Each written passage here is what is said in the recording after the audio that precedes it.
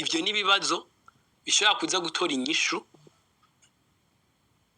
muri information twagiye turaronka. Hariho n'abantu benshi cyane babizi, dushaka kugira Imana bakemera bakisanzura kuvugira kuri public, ariko information barazitanga na fact zimwe bakagenda barazitanga.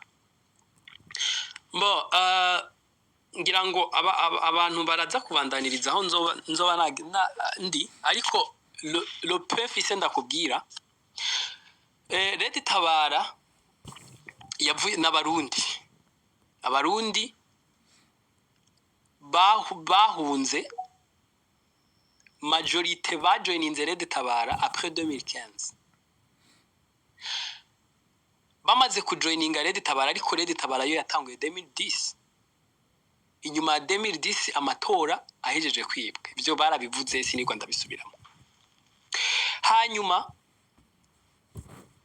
hariho les jeunes bavuye mu makambi y'impunzi Mahama na Nakivale. Mukaba muzi neza yuko ubutegetsi bwa CNDD